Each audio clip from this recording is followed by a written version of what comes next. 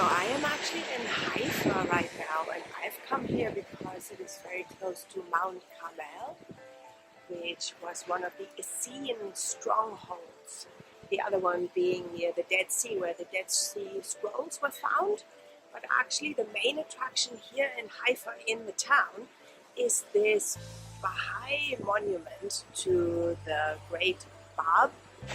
And he prophesied the great founder of the Baha'i faith, Bahá'í, if I pronounced that correctly. This is an absolutely stunning, beautiful place. I did not fully appreciate the significance and how holy it would be and how much I would love it here. And of course, I keep running into followers of the Baha'i faith rather than Christians or Muslims or any other faith. And I had not appreciated that would happen. I'm sharing a dorm with a pilgrim from America who is a Baha'i, and the whole hostel that I'm staying in is actually filled with Baha'i pilgrims.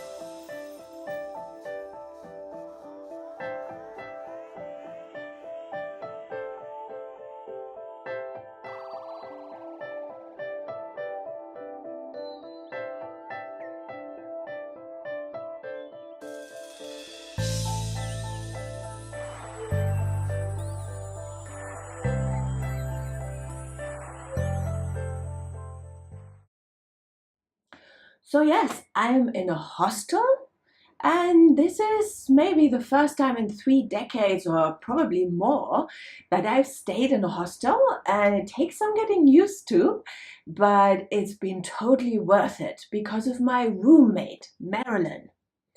She's a Baha'i pilgrim, but we have so much in common. I think for both of us, spirituality is the most important thing in our lives, and we're both traveling alone in order to be able to fully immerse ourselves in the spiritual experience and fully tune in to our guidance, or not be sidetracked by other people's schedules or need to go shopping. So we haven't really seen that much of each other, but we checked in every morning and evening and told each other about what we were doing that day, or sharing about our spiritual experiences from the previous day.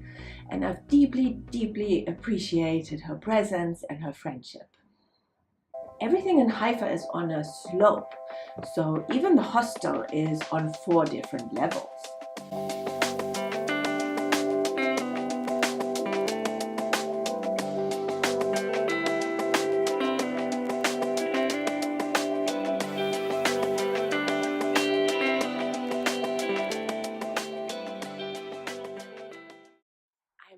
Treading very lightly on Mount Carmel, which was a holy mountain for many different faiths.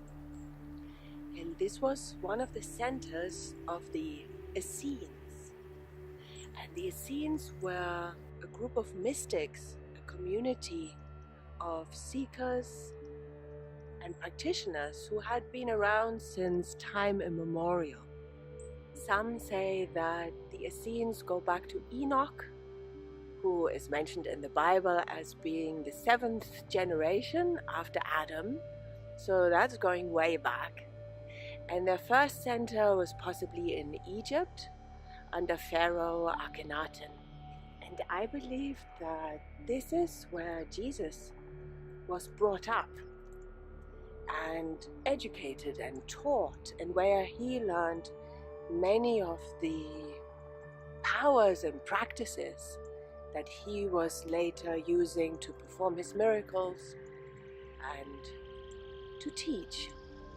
By the time of Jesus, the Essenes had 3 centers. One was still in Egypt, one was in Qumran, where the Dead Sea Scrolls have been found, their writing and their teachings, and their massive library, or what is left of it. Those were those scrolls, and the third center was here on Mount Carmel, and this is very close to Nazareth. Actually, archaeologists apparently have never found remains of an actual village called Nazareth, so this area was just called Nazareth, and Jesus was probably not called Jesus of Nazareth, but called Jesus the Nazarene. And that actually referred to the community of Essenes that was settled here on Mount Carmel. The Essenes were a community of brothers and sisters. They had complete equality of the sexes. They rejected slavery and had no servants. They did everything themselves.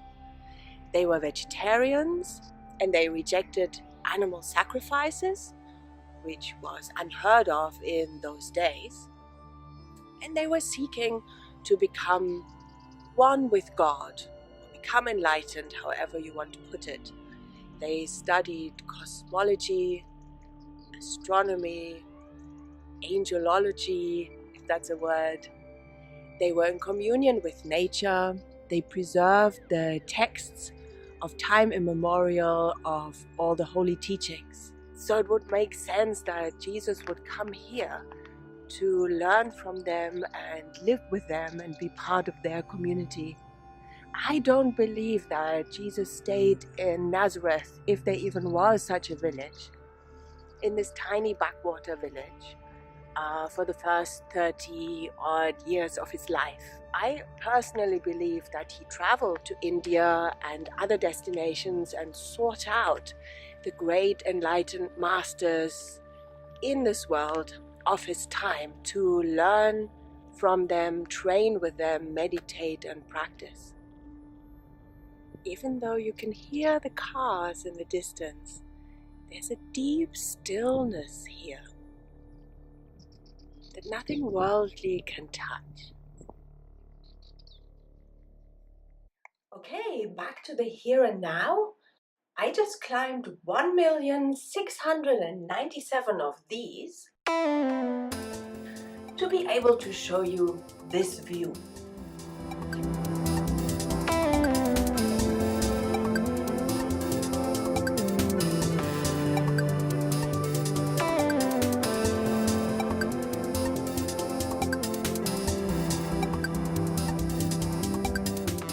Isn't it magnificent?